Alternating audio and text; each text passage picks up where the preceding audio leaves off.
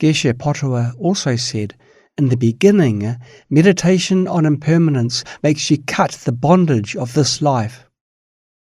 In the middle, it helps you cast off all clinging to samsara.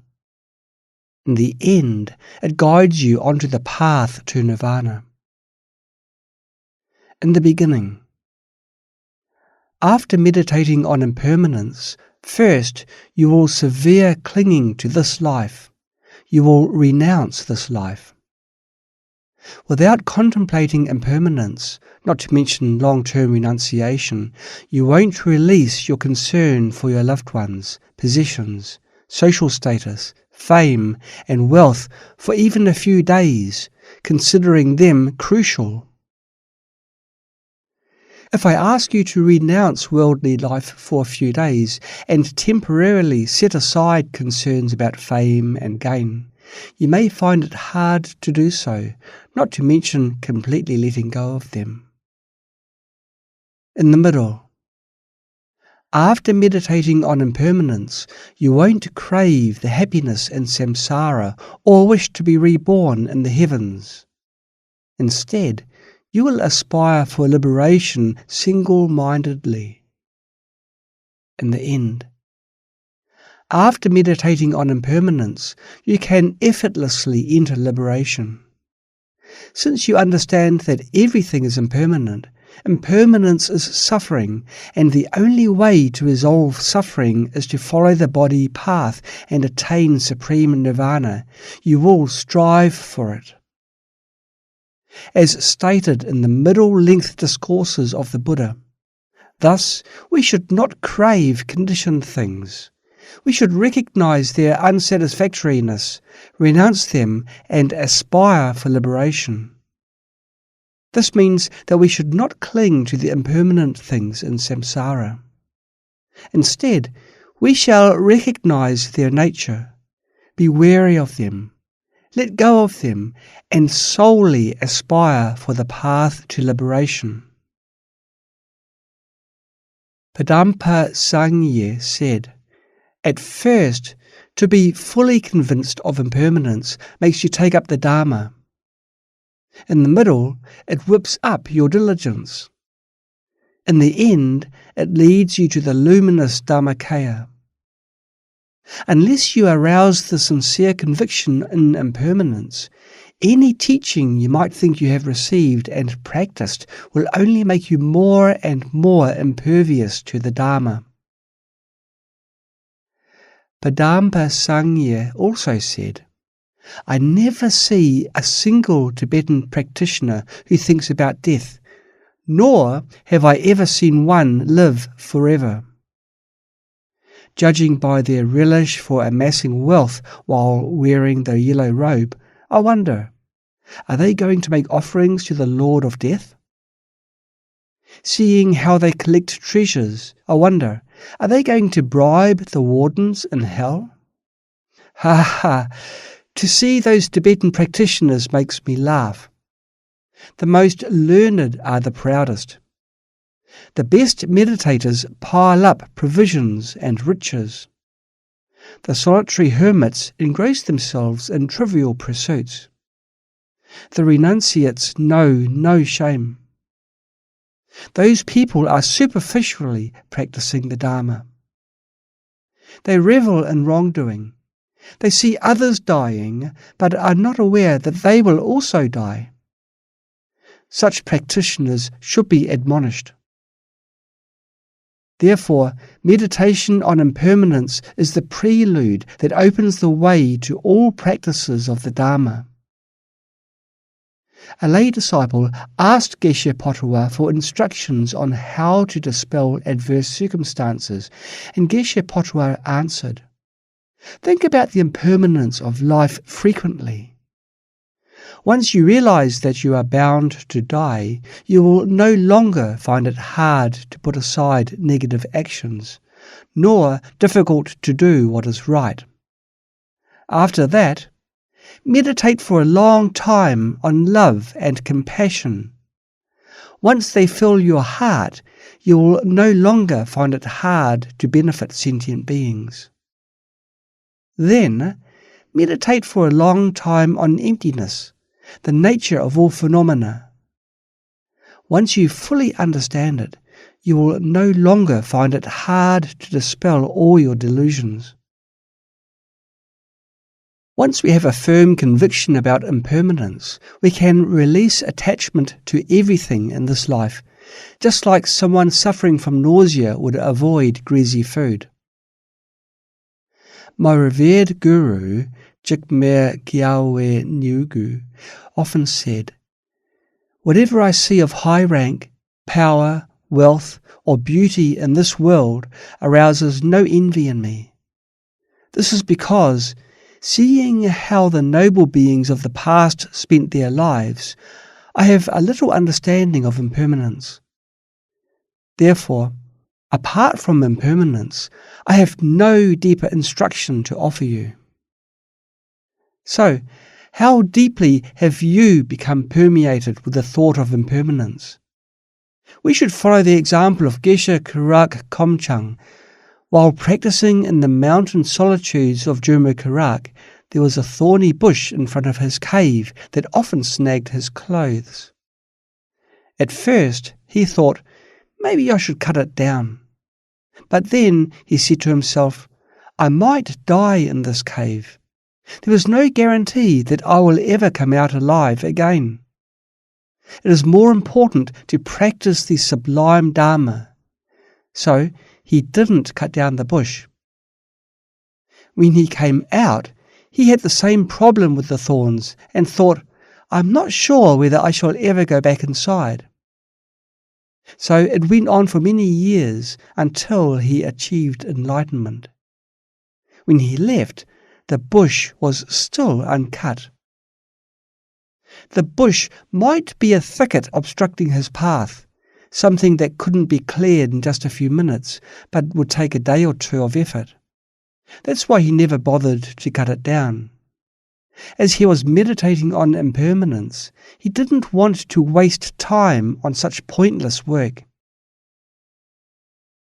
Another exemplar of cultivating impermanence is Rigdzin Jigme Lingpa, also known as Kyense Ozo, Rays of Wisdom and Compassion.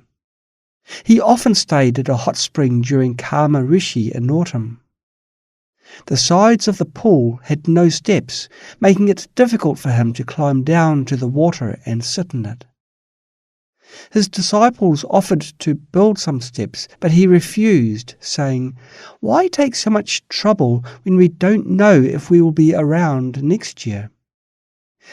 He always reminded them of impermanence. Nowadays, many practitioners postpone their spiritual practice but rush into worldly pursuits. For instance, when it comes to making money or trading stocks, they act quickly. On the contrary, the great masters of the past always prioritized their spiritual practice, leaving other matters for later. Otherwise, tomorrow after tomorrow, how many tomorrows are there? I keep waiting for tomorrow, and in the end, I haven't accomplished anything. If you keep postponing your spiritual practice, for example, delaying the recitation of scriptures that should be done today to tomorrow, but then there are tasks for tomorrow, so you continue to postpone, you won't accomplish any Dharma practice in the end. Therefore, we should cherish the time we have. Just as Tao Yiming said in his poem, you will not have your prime years again, just like there is only one morning in a day. Encourage yourself to make timely efforts, otherwise time will not wait for you. Tao Yiming was known for his idyllic lifestyle in the mountains. However, he expressed such profound thoughts. This indicates that he was not enjoying worldly happiness in an isolated paradise, but engaging in spiritual practice, focusing on important matters. Until we have a firm conviction in impermanence, we must strive to train our minds during the preliminary practice of generating bodhicitta and the actual practice. Many individuals ask me, how long should we meditate on impermanence? It has been explained clearly here. Until you have a firm conviction in impermanence, whether it takes 100 days, 3 years, or 5 years, you should keep practicing it. In the end, you will realize that apart from practicing the Dharma, nothing is worthwhile. You should continue practicing until you recognize that everything in samsara is meaningless. As Lama Tsongkhapa said, if one has thoroughly meditated on the rarity of obtaining a precious human life and the impermanence of life, one will release attachment to this life. By deeply understanding the rarity of obtaining a precious human life and the impermanence of life, you can let go of attachment to this life. However, to severe attachment to future lives, you must meditate on the suffering of samsara and the infallible law of cause and effect. To eliminate all attachments to this life and future lives, we must practice all these 4 preliminaries. Only when we have completed these 4 practices can we truly sever attachment to future lives and aspire for liberation from the cycle of birth and death. Many people are attached to future lives, thinking, I will endure hardships in this life. I shall abandon it and practice for the next life. I wish to be reborn as a king, a goddess, or a heavenly princess. This mindset is called attachment to future lives. Such individuals haven't truly renounced this life. They are still attached to it. Without recognizing the suffering of samsara, seeing through it, and realizing that it is completely meaningless, you won't let go of this life. It is not easy to truly see through samsara, and most Buddhists haven't achieved it. Most of them are still attached to future lives or this life. Only a few have aroused renunciation, and even fewer have generated bodhicitta.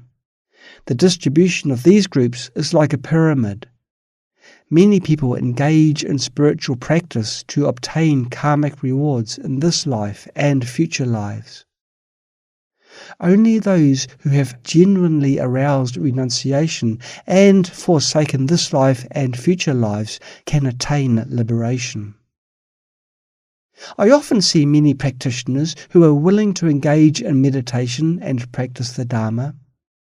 However, when asked why they do so, the answer often revolves around seeking happiness in future lives and avoiding rebirth in the lower realms, just like followers of other religions who wish to be reborn in heaven or Purelands for well-being. Christians also aspire to be reborn in paradise, but they don't use the term Western Pure Land or mention Amitabha Buddha. They believe that their destination is the Pure Land. With such a mindset, you won't be reborn in the Western Pure Land, even if you recite Amitabha Buddha's name, because you crave samsaric happiness and fear falling into the lower realms. You might think, the Saha world is full of suffering. I want to go to the Pure Land. With this mindset, reciting Amitabha Buddha won't lead you to the Pure Land. You can only earn some merits. Only when you genuinely understand renunciation and bodhicitta can you enter the Pure Land. Otherwise, it is impossible because you are not qualified. You still cling to future lives. When you arrive there and see, there are no women, you won't be willing to stay. You have a strong attachment to worldly happiness. Hence, you won't go there. Those attached to the happiness of future lives won't accept a place without the opposite gender. Hence, they cannot go to the Pure Land. With renunciation and bodhicitta, if you recite Amitabha Buddha's name, you will go there because you resonate with Amitabha Buddha's vow. You must have the same aspiration first and resonate with Amitabha Buddha's. Otherwise, how could you go? There must be a connection. It is a pity to see such a phenomenon. If one solely seeks happiness and good health in this life, or wishes to enjoy heavenly pleasures in the next life without considering liberation, they are not genuine practitioners. Therefore, we must prioritize the endeavour to liberation above all else. We should also ask ourselves, am I engaging in the preliminary practice for the sake of this life or future lives?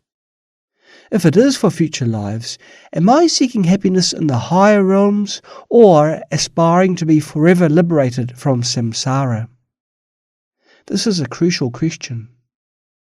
Therefore, we must pray to the Guru and the Three Jewels to bless us so that we have no interest in happiness in the human and heavenly realms, but solely seek liberation from the fire pit of the three realms. The Sutra on Discerning Karma states that the suffering in the three realms is as terrifying as poison, wild beasts, and savages. There is nothing worth clinging to. We must strive to break free from it.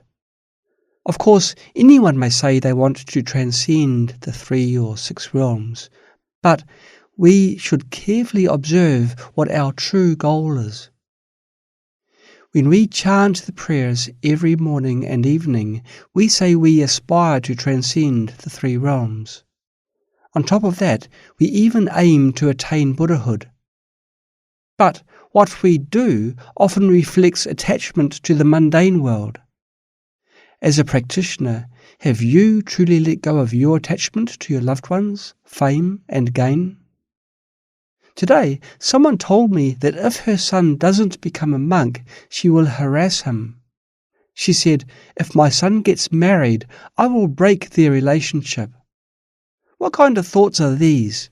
You don't think of liberation yourself, but wish your son to become a monk? This mindset is not right because you still have an emotional attachment. You think your son belongs to you, and no other woman can possess him. This is a worldly mindset. If you have renunciation, will you care if he becomes a monk or not? Whether he chooses to become a monastic is his own decision. You can dedicate your merits to him and wish him to become a monk. However, it is not right to harbour such thoughts. It is certainly good to wish him to become a monastic. Perhaps you hope he can achieve enlightenment and benefit sentient beings after becoming a monastic. Your wish is commendable, but his karma is not something that you can decide. Who knows, maybe he can cultivate better as a layperson? What if he cannot become a monastic? What if he becomes a monk but commits evil deeds? It depends on his karma and merits. Not everyone can become a monastic. I encourage you to cultivate renunciation, not urging everyone to become a monastic. Some people are not suitable to become monastics. They lack the necessary conditions and need to practice progressively. Not everyone can be ordained. Please cultivate renunciation earnestly. When you have truly cultivated to a certain level, you can be ordained, and I can tell it upon seeing you. If you haven't reached that level, it is more suitable for you to be a lay practitioner rather than a monastic. The teachings on the suffering of samsara state that sentient beings have been parents of each other and undergo reincarnations over and over again. This is similar to cultivating bodhicitta. So, what is their difference? What is the focus of the meditation on the suffering of samsara? By firmly recognizing the endless cycle of birth and death and the immeasurable suffering in it, we can arouse renunciation. When we meditate on the suffering of samsara, we meditate that sentient beings undergo continuous reincarnations and owe debts to each other. As it is said in my Dharma song, we undergo reincarnations life after life, experiencing love and hate, entangled in vexations. It instructs you to cultivate renunciation.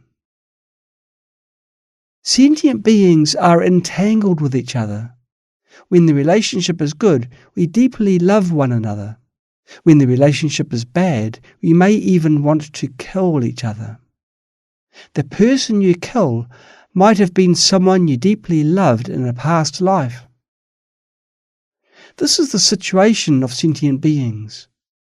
When we hate someone, we may even wish to kill them. If we have power, we may even dismember them. However, that person could have the closest karmic tie with you in a past life, such as your child. How ignorant sentient beings are. The person closest to you in this life, however, could have been your enemy in a past life. By cultivating renunciation in this way, we can diminish our attachment to family. Why do we have such strong emotional attachments? In reality, we are just conditions for each other, dependent on one another. A child, for example, is just a parasite relying on their mother's body. Apart from receiving a cell and nourishment from her, they have no connection to her. Their consciousness is independent, and they inherit nothing from her genetically. The mother provides a cell, and the child consumes her blood and nutrients. They are the biggest parasite in her body. Once they are born and raised, they go on to create karma. They disregard their mother and seek worldly happiness. As people say, once someone gets married, they forget their mother. This is a common phenomenon. Disciple: so there is no need to have children. Teacher: indeed, but you can't help it. Cyclic existence is not necessary.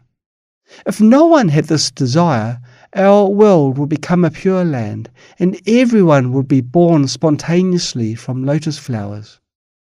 When nobody has this thought, for example, in the third heaven of the desire realm, where there is no lust, spontaneous birth from lotus flowers will replace birth from wombs.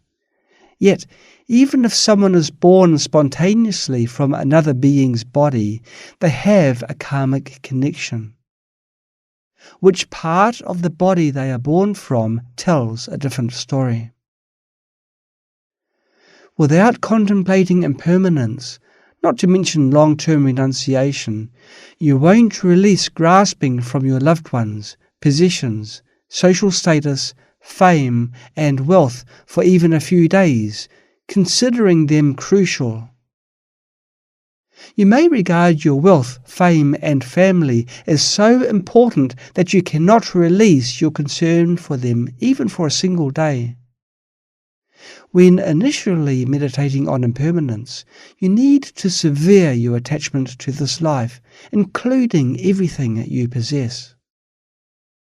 If you say, "Today I shall observe the 8-branched one-day vow," then you should at least let go of everything you have during that day. Be it wealth, fame, or making money, you should have no concern for them. Let go of all your family, friends, possessions, and fame, and focus solely on spiritual practice. Not to mention other examples of impermanence, Among those present here today, who are mostly young people, none of us can guarantee that we will live until the age of 70. I didn't say whether you will be alive tomorrow is uncertain, as that might be frightening, but can you guarantee that you can live until 70? It's hard to say. Impermanence is everywhere, yet I still think things will last. I have reached old age, yet I still pretend I am young. Bless me and ignorant beings like me, that we can truly understand impermanence.